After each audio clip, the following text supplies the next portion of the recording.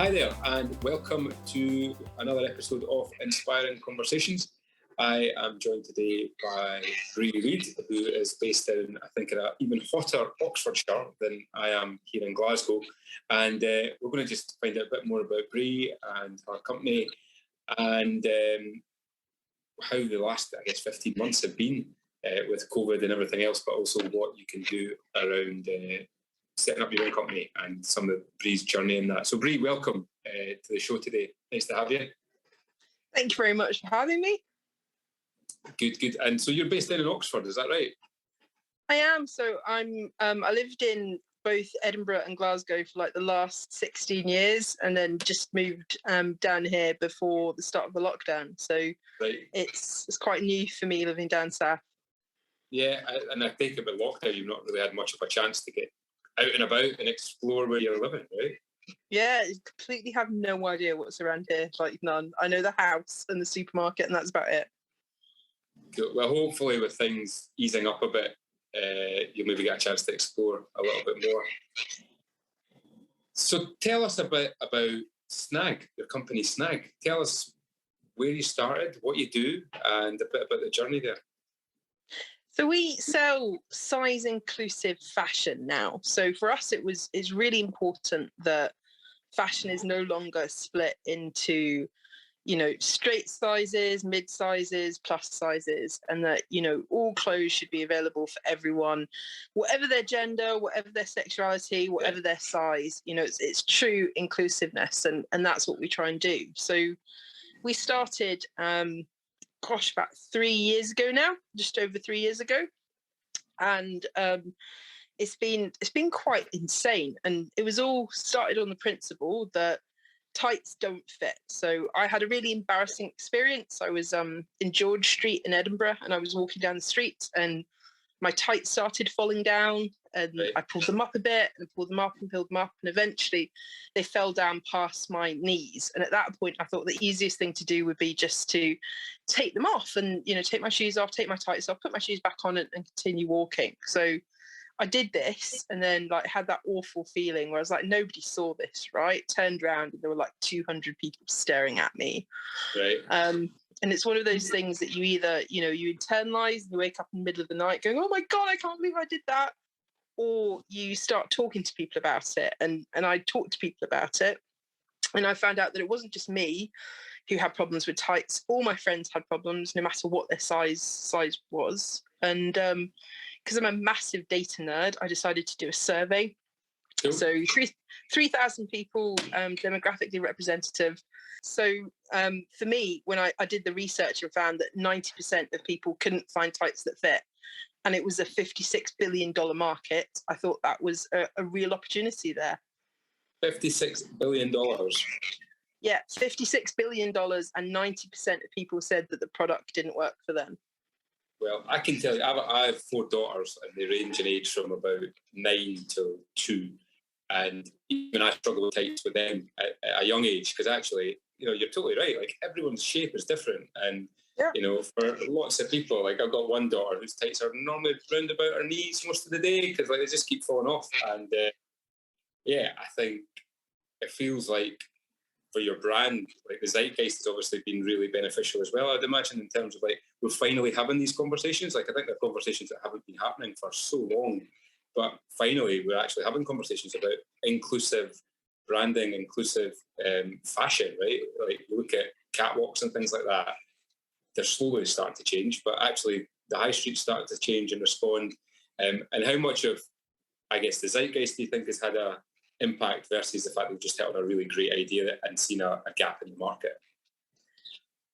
Most of it, I definitely think it helps that we're thinking in a more inclusive way. And I think, I'm super glad that Snag's part of that conversation. And I think we drive a lot of that with our advertising and being able to show models of all shapes and sizes. But I think it is a really terrible thing that women have been going around, predominantly women, 10% of our customers are male as well.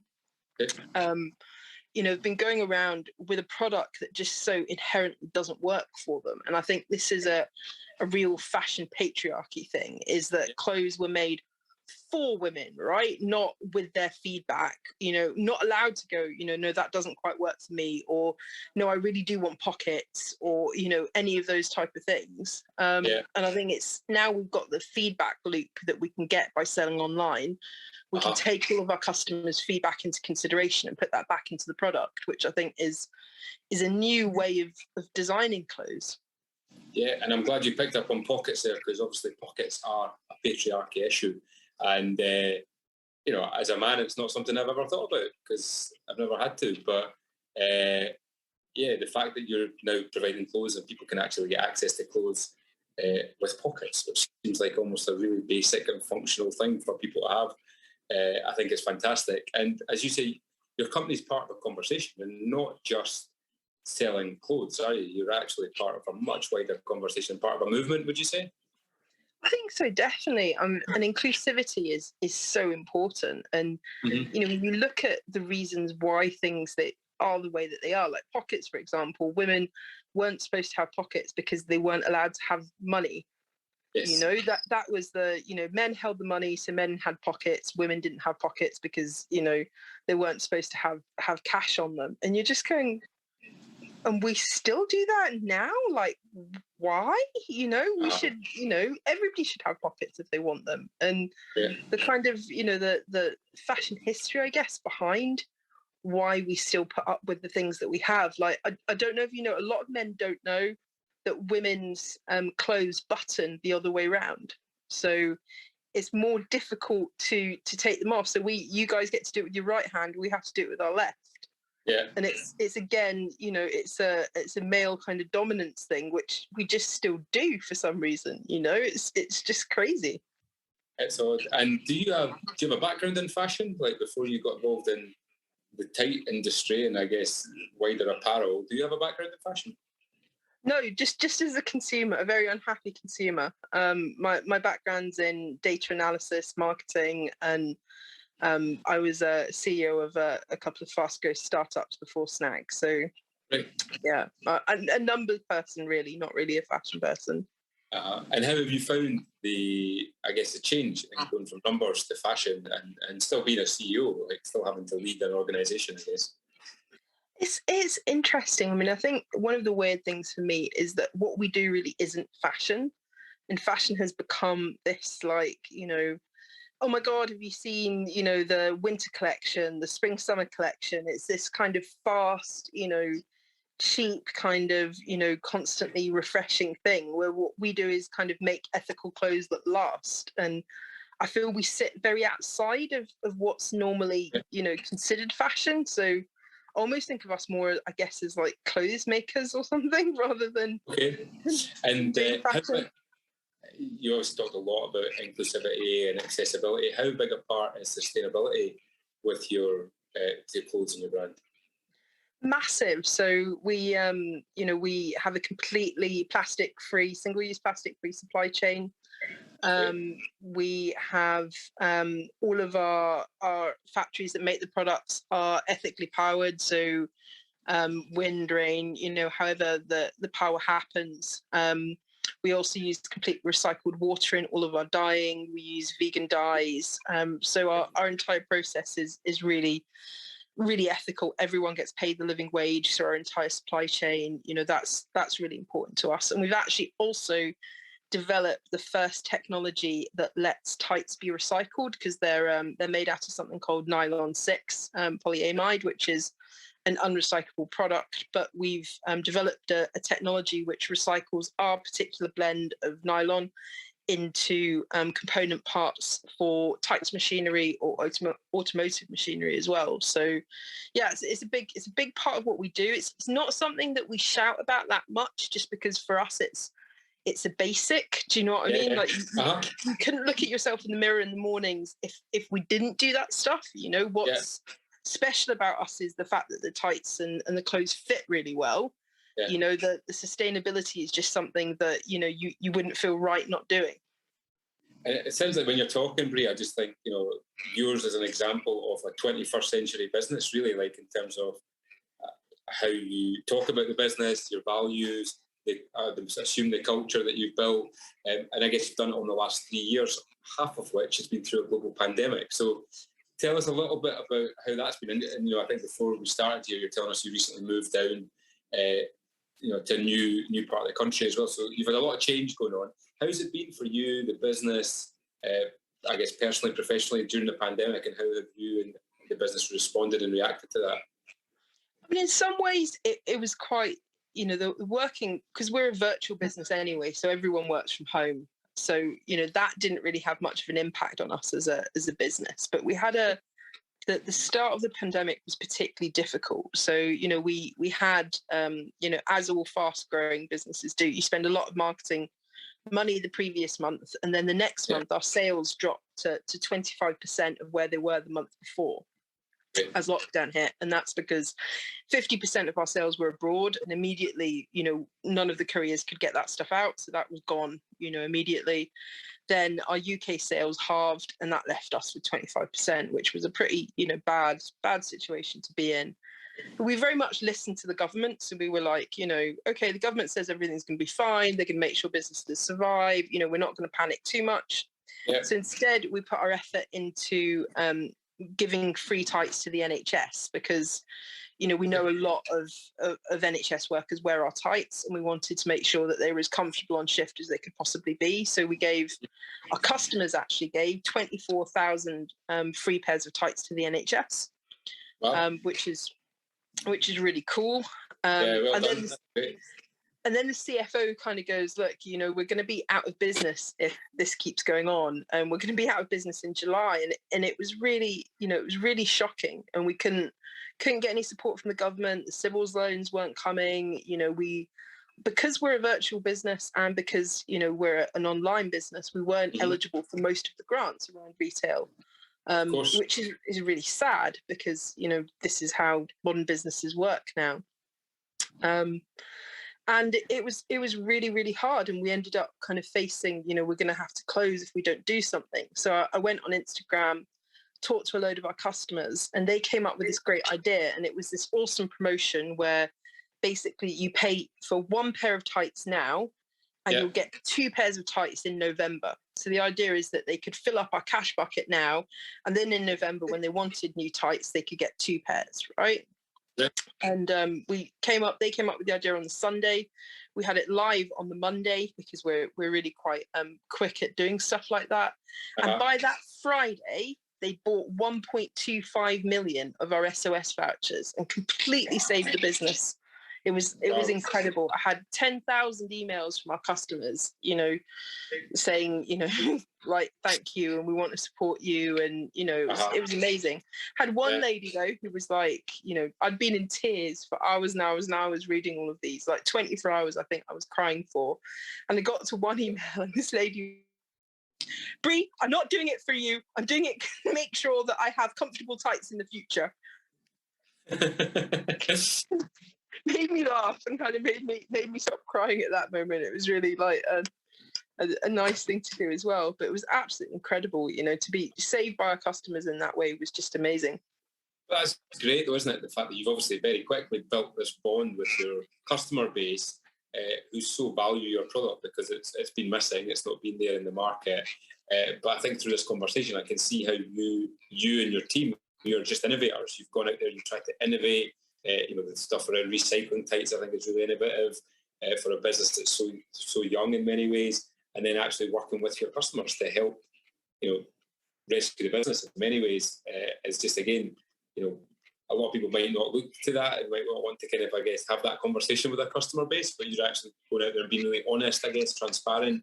And I think for me, it really kind of keeps coming back to these elements of this is what I think 21st century businesses need to do to survive and to thrive, is to actually have that element of transparency. I think what you talk about being inclusive and accessible, clearly I think you are a big part of the business as well. Like, obviously, I think your personality, and that's reflected, I think, in the number of awards that you have won and that you're up for as well. I know you're kind of up for, is it Female Entrepreneur of the Year this year as well? So congratulations on that. That's amazing.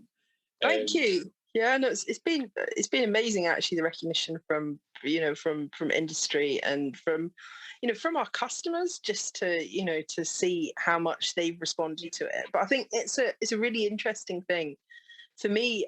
I think when you have a brand, you always need to consider the dwell time a customer has with your brand. And Yeah. when you're wearing a pair of tights for like 8 hours a day, 10 hours a day, 16 hours a day, you're there literally supporting your customers, but also, Yeah. you're a big part of their life. And I think when you're building a brand, you need to think about whether or not, your brand is something where you have a very short, intense relationship with your customer, or it's a kind of everyday thing. And for us, Mhm. it's a very high dwell time, everyday type product. So our customers think about us a lot, we think about them a lot, and it's a very close relationship where, for instance, if you sell like an umbrella, that's a much, it's a Yeah. different proposition. You need to develop a different type of brand to go with that. Hmm. Yeah, no, that makes a lot of sense. And so you started out with tights, but that's not all you do now. So tell us how you've kind of evolved the offering to your customer base over the last few years. Really, because our customers asked for it. So we're all about, we only do things when our customers ask for it. So our website started with a single page, and we've only added pages as customers have asked for it, and we only do stuff that they want. And Yeah. the big requests from them were things like leggings, skirts, bras, knickers, and those Yeah. are all things we're kind of working on in development to try and get right for everyone.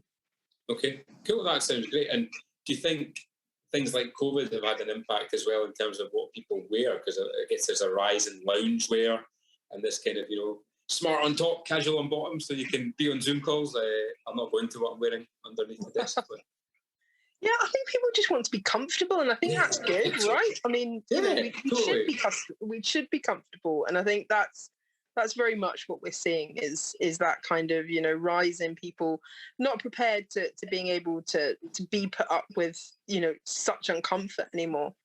I read a Uh-huh. really interesting statistic actually about shoes, which is that at any one time, if you ask a woman, 70% of women will say their shoes are uncomfortable, where only 5% of men will. And I think it's particularly in this kind of this pandemic time, I think a lot of people are rejecting that just everyday discomfort of items that don't really Sure. work for them or don't make them feel good. And I guess for a lot of people, those items haven't made their way out of the wardrobe in the last 15, 16 months Yeah, because you haven't had to put on those really uncomfortable shoes or, yeah, and also just sometimes I think, I don't know, I sometimes watch, this woman, Marie Kondo, and she talks about joy, sparking joy, right? And you kind of think actually sometimes with fashion and stuff, people buy yeah. stuff, but actually, does it actually give them any joy, or is it very utilitarian sometimes? And looking at a lot of your stuff, it's very bright in color as well, right? Like you seem to bring a lot of color into your product and your brand, and celebrate, I guess, the good things in life. It is. It's what makes you happy, and I think that's we want people to be included, comfortable, and happy, and I think that's very and do. But I think it's a really interesting thought about fashion sparking joy, and I don't think it does that much. And I think a lot of fashion has sparked unhappiness in people, and that's Mm. something that we'd really like to change.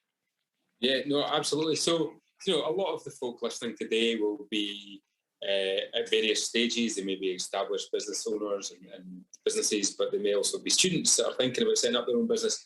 If you had to give people any advice, what's like a couple of nuggets of wisdom from your experience that you would pass on to people, and I guess encouragement in that as well, like to just give it a go. I think for me that there's two things. The first one is, if you don't have a really great idea, don't start a business. Right. And you get a lot of people, who come up to me and go, I want to be an entrepreneur. I just need to find the right idea. And you're like, Uh-huh.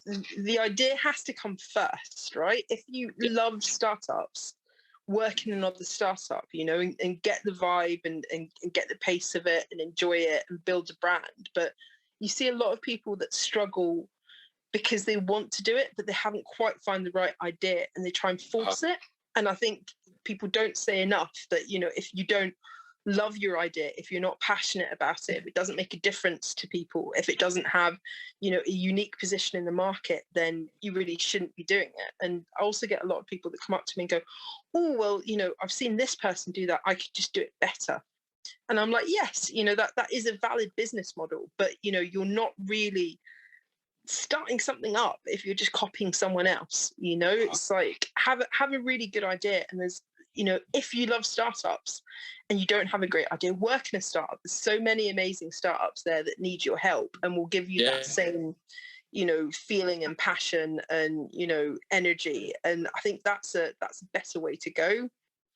And then my second piece of advice is don't listen to advice, because everybody will tell you something different. And I think only really the best decisions to make. And that's not asking for people's opinions, because I think it's really useful to listen to lots of different people's opinions, but don't feel you have to act on any of it. Ultimately it's your decision and your choice. And I think you only act on it if you really genuinely, you are convinced it is the best plan, not just because somebody's told you to do it or somebody who you feel has more experience says it's a better way to do things. You don't have to be like everybody else.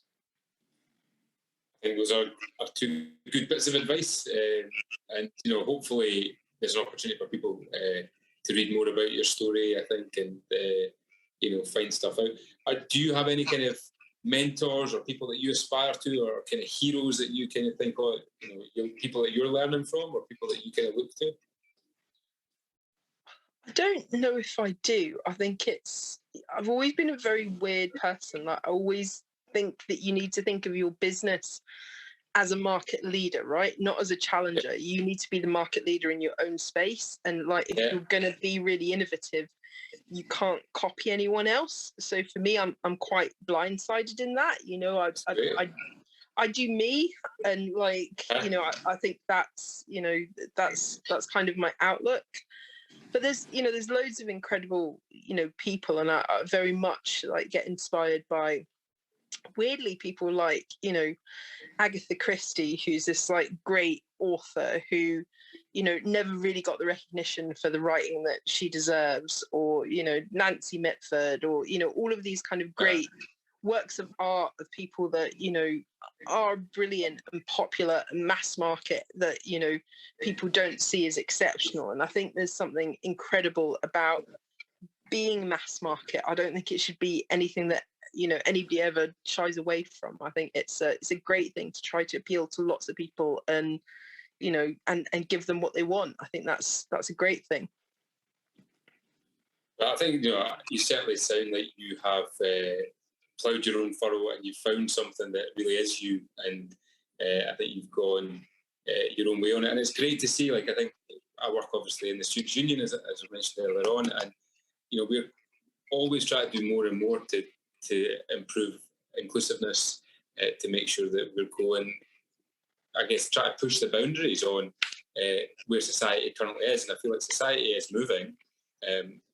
There's definitely resistance in places, but society is certainly moving. I think the conversation around gender, around race, around equality, it's getting there. It's certainly got a long way to go. And I actually think sometimes the reality versus the rhetoric are two very separate things. And actually, there's still a lot of institutions and patriarchy and various other things that we need to really address if we're going to have equality for everybody. But I think clothing is such an intrinsic part of everybody's life, and so what you're doing, I think, is a real big part of that conversation. It's a really big part of probably bringing a lot of joy to a lot of men and women. And it's really great to hear you've got 10% of your client base as men, and hopefully that continues to grow for you over the next few years. But it's been really great to chat to you today, and I really appreciate your time.